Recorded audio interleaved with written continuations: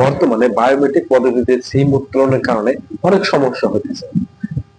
যেমন কোন লোক যদি বিদেশে যায় তাহলে দেশ থেকে সিম উঠানোর একটা সমস্যা হয়। কোন লোকের যদি হাতের ছাপ যদি তার সিমের সাথে না মিলে বা সেখানে ফিঙ্গারপ্রিন্টের সমস্যা হলে তখন তার সিম উঠাতে সমস্যা হয়। এবং কোন ব্যক্তি যদি মারা যায় এবং ওই ব্যক্তির নামে যদি কোনো সিম থাকে তাহলে সেই সিম উঠাতে অবশ্যই সমস্যা হয়। তো এই ক্ষেত্রে কিভাবে সমস্যার সমাধান করা যাবে? বর্তমানে বিটিসি একটা উদ্যোগ নিয়েছে।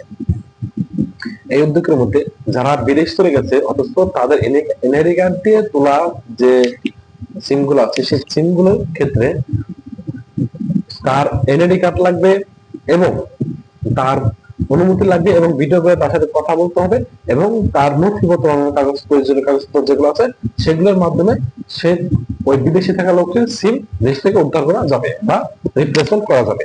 2 নাম্বার, কারো যদি ফিঙ্গারপ্রিন্ট না মিলে তাহলে অবশ্যই তার মেডিকেল সার্টিফিকেট লাগবে এবং তার এনআইডি কার্ড লাগবে এবং তার উপস্থিতি লাগবে। নাম্বার 3, কেউ যদি মারা যায় অর্থাৎ কেউ কারো ওয়ারিশ যদি মারা যায় তাহলে তার ক্ষেত্রে এনআইডি কার্ড লাগবে এবং সে যদি চায় সিম উঠাবে, তার ওয়ারিশ যদি চায় সিম উঠাবে, তো এই ক্ষেত্রে কিভাবে উদ্ধার করবে? 1 নাম্বার, সে যে ওয়ারিশ সেটা তাকে প্রমাণ করতে হবে। তো প্রমাণ করতে কিভাবে? অর্থাৎ সে যদি তার পিতা হয়ে থাকে তাহলে তার পিতার আইডেন্টি কার্ডে যে নাম এবং তার আইডেন্টি কার্ডে তার পিতার নাম থাকতে হবে এবং তার পিতা যে মারা গেছে তার ডেথ সার্টিফিকেট লাগবে। এইভাবে তারা একটা সমস্যার সমাধান করা যাবে। তো এই বিষয়ে বিটিআরস বলে যে আগে সমস্যা হয়েছিল ওরা সমাধান করছে এবং এই বিষয়টা বর্তমানে একটু বেশি নজর তারা এনেছে এবং এই সমস্যাটা খুব ইজিলি ভাবে বিটিআরস অফিসে গেলে সমস্যার সমাধান করা যাবে।